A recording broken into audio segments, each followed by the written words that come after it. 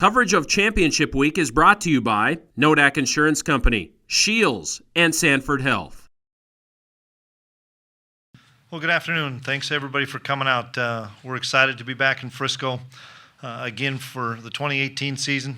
We talked early in the season about some of our goals of simple things, of winning every day and attacking every opportunity. And one of the goals we had was to win the Missouri Valley Conference Championship, and if we were able to do that, it would set ourselves up for potentially a good run in the playoffs if we could get some home games. And this group of seniors, we have 24 seniors that have really raised the bar, dominated the standard on a daily basis, and held each other accountable. We haven't had any bad practices. We've been fortunate. We haven't played poor football games, and it's a credit to these guys and the other 21 seniors that they challenge each other. And they challenge us coaches every day, and that's a special thing that this group has had, and it's what makes this season such a special ride. And so we're thrilled to be back here. We're glad the sun is shining. We're going to get a quick walkthrough outside today on the fields, and then lock into the final details of our meetings tonight and be ready to tee it up tomorrow morning against an exceptional Eastern Washington team that we have a ton of respect for their program and how they play the game. So we're excited to be here, and we'll open up for questions. All right, Coach, appreciate it. We have a couple of microphones going around. ASAP Transcription Service is listening in, so please be sure to identify yourself and the student athlete that you'd like the question to be directed to, please. We'll start right here with Dom. Dom Izzo, WDAY. Easton, have you made a decision on the Walter Payton ceremony for tonight? Yeah, obviously incredibly honored to be a finalist for that award, and understand that that's an awesome opportunity for our team and great recognition for our team. But my focus is the team, and none of that stuff would be possible without the guys in that locker room. And so it's just a bad timing, and I'm not going to be able to make it tonight. It's a later ceremony, and with the 11 a.m. kickoff, my focus needs to be on this group right here, and I appreciate having their support and all that. Thank you. We've got George with the mic over here and Zach with the mic this way. Who's next? Far back there. Ross Uglum, Bison Report. Greg, can you talk a little bit about how having been here as many times as you've been here is maybe not an advantage, but something just that you guys get into a routine and understand what Thursday's like, what Friday's like, and then obviously what you have in store for you tomorrow? Yeah, I think it is an advantage, definitely, being able to have the routine and know where we got to go as a group. And I think just everything that you don't really think about until you come here, we've thought about it because we've been here before. So it really does help us out, just smoothens out the schedule and makes us ready to go. Next question. Shy group this morning, or this afternoon. Jeff Kopak, Fargo Forum. Easton, the practice today, what do you look forward to it? I know, like the quarterbacks from past like to take a photo. Yeah, this is an awesome tradition that we've been able to develop and take part in. It's definitely one of the top memories that I think I've had and these guys have had coming down here and seeing 200, 300 former Bison football players and just getting a chance to talk and tell stories and hear about their experiences. And we talk all the time about how awesome the former players have been to us in our program, and they've laid the foundation for what's happening right now. And so we're thankful for them, and we'll enjoy some time together.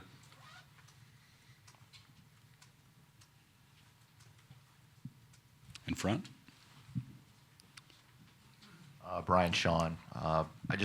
Greg, Robbie, Easton for any of you guys, but Greg, I'll just kind of ask you first. Is it going to be strange knowing this is the last walkthrough? This is the last practice, I guess, for you guys as Bison? Yeah, it is kind of crazy.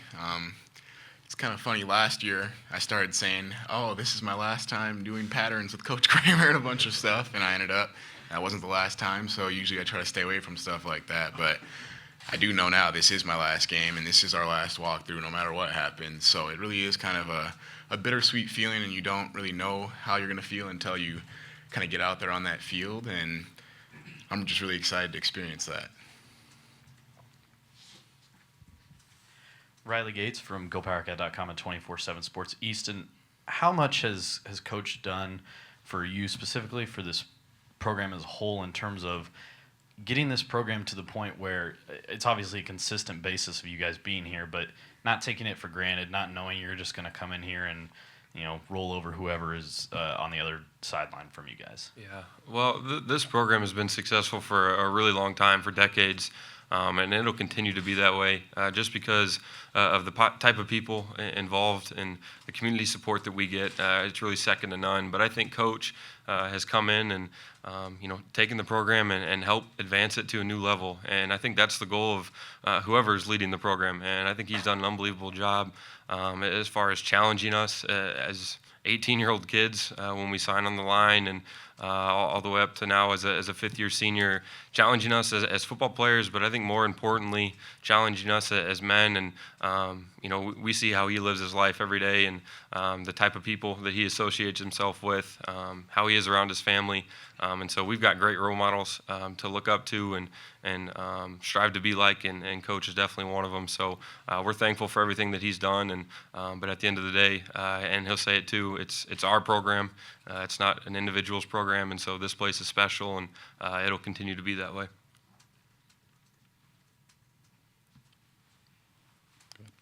Jeff Kolpak again. Easton, speaking of alumni quarterbacks, did you hear from Carson this week? Yeah, I talked with Carson a little bit earlier today. Obviously, they got a lot going on. I think they're flying out to Chicago here probably within the next day or so for a big playoff game. But he's been obviously a really good friend to me, since I stepped on campus here, and has played a big role in our program success and my success. And so he's continued to be a really good friend. Far side. Yeah, Matt Hall, K-State Online, Rivals.com. Robbie, this is for you. Your coach has told us in Kansas so many times how much it mattered to him to stay back with all the seniors who've been here with him for so long. How important was that to you guys, and just how meaningful is it that he's done that with you?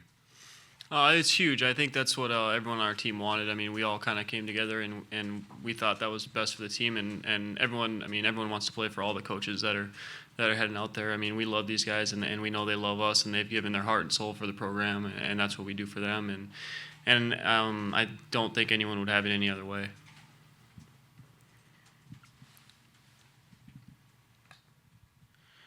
Greg, as the opportunity to play against a Tarrant Christian, opportunity even to play against Easton in practice, or whoever happens to be the scout QB, those type of kids with mobility prepared you to deal with Barrier?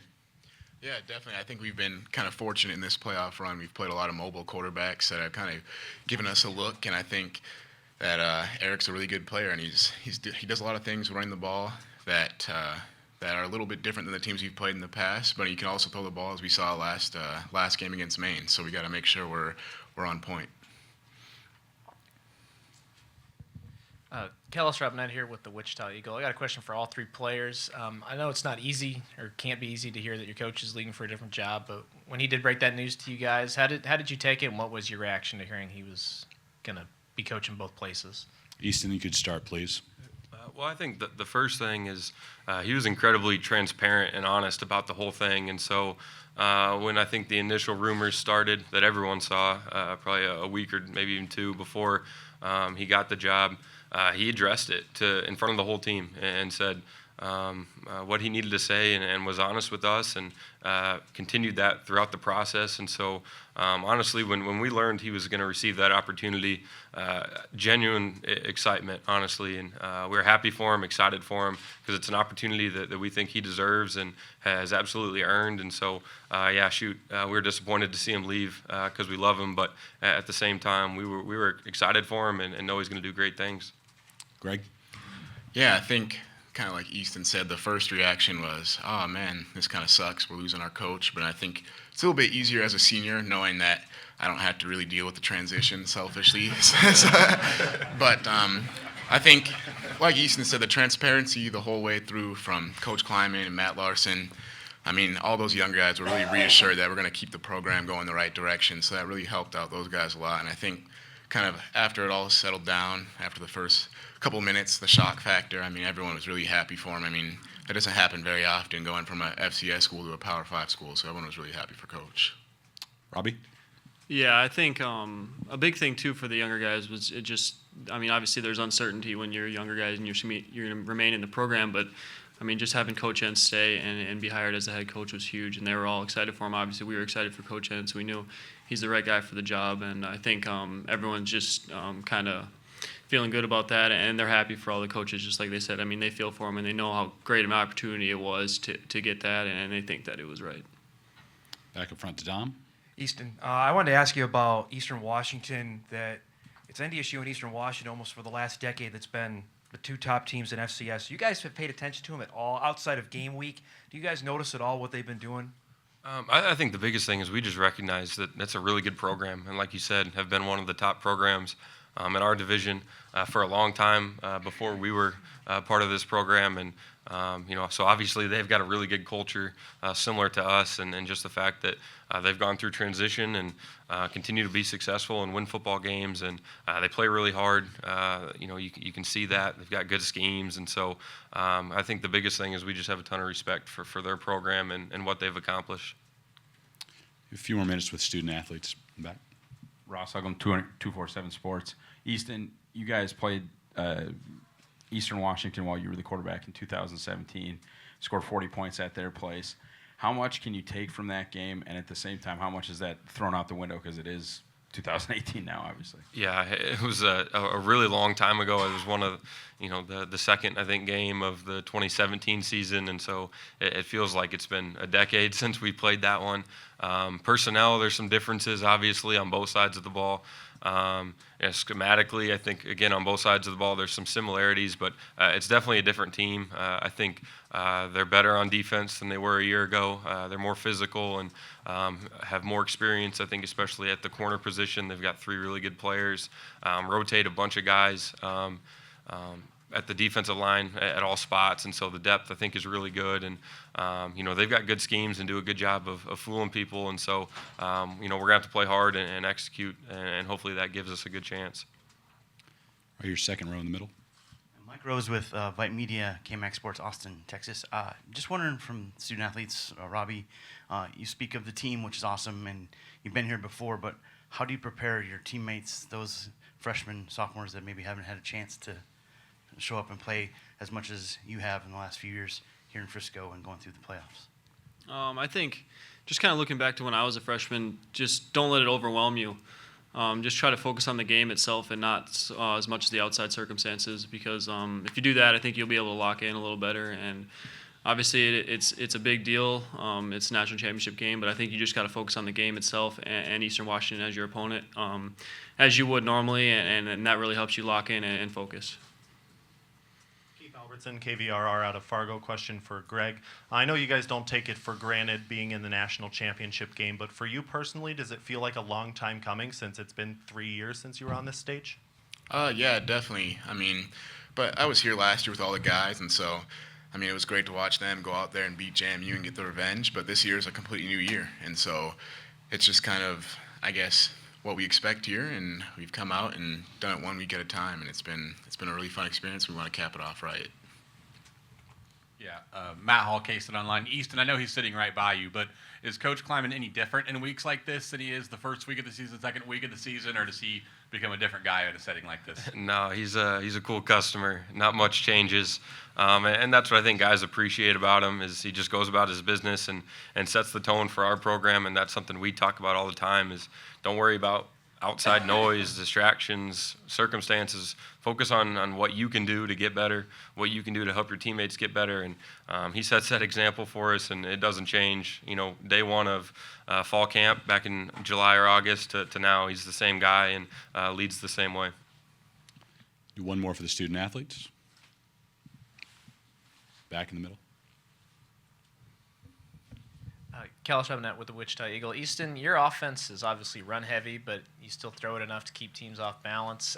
What do you think is the key to the way you guys do that, that even though you lean one way, the defense still is always kind of guessing? Yeah, obviously we pride ourselves on being able to run the football, and I think it starts with getting the guys that fit the system. And there's some really tough kids and blue-collar, hard-working kids in our area, and I think it starts up front with those guys we got 2 offensive linemen starting tomorrow in a national championship game that come from small town North Dakota, played 9-man high school football, and just know how to work hard and compete. And so it starts with those guys, but I think on top of it, the coaches do a really good job of finding ways to run the football. It's not always going to look the same. It might look the same, I guess, maybe to the naked eye or to the fan, but there's a lot of different things that we try to do in the run game and be diverse in how we're doing things, and I think that's huge. But it just starts with getting the right people, and we've got really good guys up front, and then get people to buy in as receivers and stuff that block their tail off on the perimeter and just kind of do their job. So it's a fun thing to be a part of. Men, thank you very much. Good luck tomorrow. Thank you.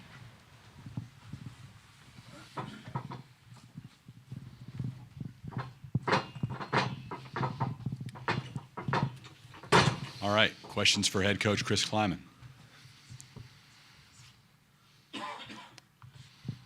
In front. Go ahead, Zach. Ryan Gellner, Valley News Live. Chris, those 3 seniors are a pretty good representation of what you've got in your locker room, not just because it's your last time, but because that's your group, the group you came in with. Pretty special? Yeah, a lump in my throat just listening to them because I love those guys and they love each other, and that's what this is all about, is impacting lives and making a difference in people's lives. And they've made a huge impact on my life and on my family's, and obviously they're doing that in the locker room as well, and that's what's pretty cool. That's where I know the culture is going to stay the same because the juniors see it, the sophomores see it, the freshmen see it, and that's Bison pride and that's Bison football. Dom Izzo, WDAY. Chris, did you have any input to Easton's decision on the Payton tonight? What did you tell him about tonight? Well, he and I talked about it at length on a number of occasions, and it all comes back to the same thing. Easton did not come here to win individual awards. Easton came here to win championships, and that's the conversation that he and I had, and I will support him in anything he does. And he said, Coach, I would rather stay and continue my preparation because it's about the guys in the locker room, and I never did come here to win individual awards. If I do, it'd be great for our university, but my focus is on our football team. And bottom line, you guys all know it. That's Easton Stick. You guys wouldn't have thought anything else. You'd be disappointed if he doesn't win tonight? It's popular. I don't know what's going to happen. I think he should win, but you guys know how I feel. I think he's the best player in college football. So. Matt Hall, K-State Online. Coach, I understand the irony of me asking a question about distractions with K-State, but has it been easier than you thought it would be balancing both, or how has it gone now that we're really one day from the end of it? It's been very manageable because of the tremendous administrative support from Dean Brashani and Matt Larson here at North Dakota State, and the great support from Gene Taylor at Kansas State. It's been better than anybody probably expected. But once again, credit the guys up front, credit the other coaches that are in our locker room. We're a close-knit family at NDSU, and it wasn't going to happen any other way. Coach John Kurtz with KMAN. Now that it's here, it is different, I imagine, than other times you've been here. How much different does it feel? It doesn't feel any different right now, to be honest with you, simply because my total focus has been on preparing for Eastern Washington, and no different than last year or 3 years before that, or however many years we've been here.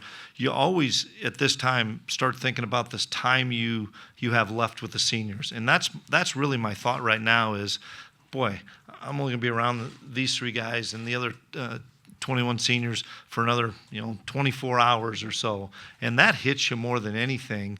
Whether it's my last game here or not, to me, is irrelevant. It's just the time that you have with these seniors, because I was in every one of these kids' homes 4 or 5 years ago, and that's why I'm so pleased with the support that I've had. Is we're going to finish this journey, we're going to finish this story together. Ross Uglin, Bison Report. Chris, congratulations on getting down here again. Is this a game that you've gone into? There have been not necessarily games in the past where you protected Easton, but the Easton runs specifically are something that you don't want to get your star quarterback hurt. Well, now there's just 60 minutes left. Is that something we might see where the entire playbook is open? Did you see the South Dakota State game? Okay.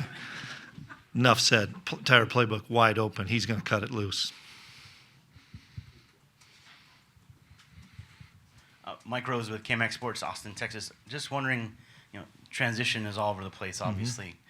You were in this position with Coach Entz coming forward. Have you had a chance to talk with him, prepare him for? Every day, Coach Entz and I, he's one of my best friends, love him, and so happy for him and his family. Every day, he and I have a conversation about this game, about transition, whatever it may be. I will help him for years and years to come, just like he's going to help me for years and years to come, because it's been a partnership with Matt and I for 5 years. Matt was one of the first coaches I hired here. He's been a confidant of mine, and that'll stay the same for decades. Go ahead. Beth Wool, Valley News Live. Coach, you have that alumni moment today, expecting a lot of great former players, but expecting some legendary coaches as well from the Bison staff. What's that mean to you to have some of those guys there as well? Yeah, I don't know who's all coming, Beth. I know that every year that there's maybe 50 more guys than we thought, and Easton said it. It's the most special time of this whole weekend, other than the game, is to see all those guys come back that played in the 60s up till last year, because they're why we do this. We always talk about playing for your brother next to you and playing for the guy that put the jersey on decades and decades ago. And it's an experience that is unlike any other. I think guys like these appreciate the experience more and more. When you're a true freshman, you're just kind of wandering around and listening to stories and seeing guys crying their eyes out that played in 1965, and you're thinking, what are they doing? And then all of a sudden, as you continue to progress year after year, you realize, wow, Bison football is a big, big deal. And once a Bison, always a Bison to those guys and to these guys here. Special, special time we're going to have here shortly. Keith Albertson, KVRR in Fargo. Coach, at what time tomorrow are you no longer the head coach for the Bison? Is it when the clock hits zeros, when you say bye to the team? No, I hope Lars is going to give me a ride home on the plane, so because my family and I need a way home. It'll be at the end of the full day. Brian, Sean, Chris, I remember you saying a couple of weeks ago that you poured everything you had into this program for the last 8 years. When you came to Fargo, I know you looked at it as an opportunity for professional growth. What's the biggest lesson or lessons you will take away from your 8 years in Fargo with you along in your professional journey? Yeah, I don't probably have enough time to talk about all those things, Brian. Just been so blessed to, I took a chance here 8 years ago. Didn't know much about Fargo at all, and my family and I came up here for a ride that is probably never going to be duplicated in college football again. And I hope it stays going here. But we talk about that. Matt Larson and I talk about that every year. This is really, really hard to do. It's so hard to get to this point, and I will never take a day I've had here for granted. It's been remarkable. The student athletes that I've been around that have meant so much. Easton and I are at Carson Wentz's wedding in July, talking about the times 4 years ago and 3 years ago. Those are the things you remember forever. And the wins are great. The championships are dynamite, but the relationships are what I will always remember and cherish. Jeff Kopak with Fargo Forum. I've asked this before, I feel like every year, but playing on grass for the first time, looking back, is there an adjustment for you guys? Not really. We would have liked to have gotten on grass yesterday, but it was too wet. We're on grass so much now in fall camp, and I don't think it's that big a deal. It's really short, tight grass, and the other thing that helps us is we've been here before, and many of these guys have played on the surface, and we'll get out there in pregame warm-ups and run around, and we'll be ready for the surface. Coach Klieman, Brenna Green, Krem, and Spokane, right here. Yep, there you go. This Eastern team has just been ravaged by injuries this year, and yet they've still gotten to this point. What do you think it says about this squad that they're still producing at this high of a level? Well, when adversity strikes, they've been able to attack the adversity, and it's a credit to Coach Best. It's a credit to a bunch of seniors, and they have a lot of seniors as well, and that you're just not going to be denied, because if you have a guy injured, you lose that person, the next person better step up, especially for those seniors, because it's their last go-round. And we were fortunate to get Greg back after he tore his knee going into his first senior year. And you don't bat an eye, you just kind of keep moving forward, and we were able to be successful last year. Now he gets another opportunity, and it just goes to show you probably the leadership and the culture in that locker room is really strong. Ross Uglum, Bison Report. Chris, Kansas State Athletics released a video today with some players and such, wishing you guys the best of luck today.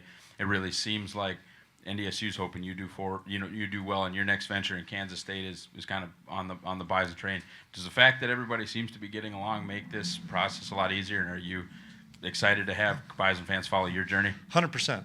100%. And that's a credit to the administration at Kansas State and the people that I know I'm going to work for there are phenomenal people, just like it's a credit to the people here that I think, Matt Larson and I we're colleagues, but we're really, really good friends. And I'm so excited to continue my relationship with Matt because he wants me to have tremendous success moving forward, and I want him to have tremendous success. And I think when you have people that and you treat people well, and you treat people well, and you have good relationships, I don't know how you'd want anything else other than to watch that person have great success. Just like I'm going to follow NDSU, I'm going to stay in contact with Coach Ince, I'll stay in contact with Matt, and look forward to continuing the relationship. And this song will be on your playlist forever, I'm sure. We already have the rehearsal. Hey, we're rolling. We're ready to go now. So then my next question is, you have a game with Kansas State and NDSU scheduled coming up? Kenny, what do you think of that? I don't know if Gino probably put that one on the schedule right now, but we'll see what happens down the road. Let's attack tomorrow right now, Dom, okay? I want to ask you about the last 3 years, spending that with your son side by side. What has that meant for both of you? It's been better than I ever anticipated, seeing him out there at practice every day, seeing how much Devin has grown to helping Nate, holding chains, to doing whatever, moving helping Joe Klanderman, throwing balls and stuff, to running our scout team this year, watching him grow and develop, and as well as, I know this, I have an unbelievable supporting cast of 24 seniors that have taken Devin under their wing, and I know he's surrounded by unbelievable role models on a daily basis, and forever grateful to have him by my side for 3 years. Just time for a few more in the back. Kel Shrubnett with the Wichita Eagle in the back here. Mhm. Coach, you guys have a winning tradition and culture here. They have a winning tradition and culture at Kansas State. Is there a delicate dance to merging the two, do you envision? Just hard work, dedication, hard work, guys buying in, all the things that have happened here. Success is very difficult, and you have to do a great job of motivating guys, a great job of caring for people, and letting them know that you're going to be there for them. And it's happened here, and I know it can happen at Kansas State. Lee Timmerman, KFYR TV, Bismarck. I know, Chris, you've talked a lot about the seniors in this group, and as they take their next step into their professional life, do you feel a little bit more senior-ish today since you were doing the same exact thing that this group is doing? Yeah, no question. I talked to them about what their plans are in the next week. A lot of them have graduated, which I think is really cool that most of them have been done in either 4 or 4.5 years. And Stanley Jones, talking to him on the bus going over to the Miracle League, he's starting a job in Texas in another month. And yeah, everybody's making that next step and that next journey. And there's a little bit of the fact that I am a senior with these guys, you bet. Far back by the equipment there. Chase Miller, 790 KFGL. Chris, what makes Frisco such a special place? Is, they got an upgrade here, and all of a sudden they get an extension. What has made this such a unique experience for yourself? Hospitality, a great venue, a place for the Fargo Crazies to come down and party for 4 or 5 days doesn't hurt. The fact that we'll have a sea of green and gold out there tomorrow, it's been a special, special place that I think it'll be pretty cranked up here tomorrow. Who wants to have the last pregame question for Coach Klieman in his time with Bison? All right. Perfect, Beth. Okay. He likes me. Beth Hool, Valley News Live.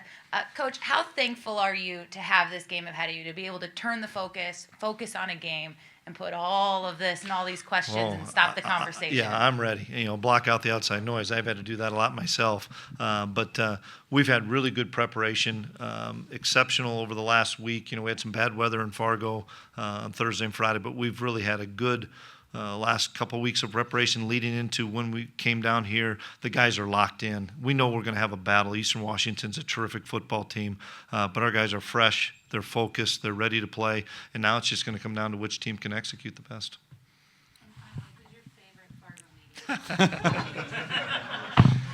Thanks, everybody. Coach, We'll thank see you. you.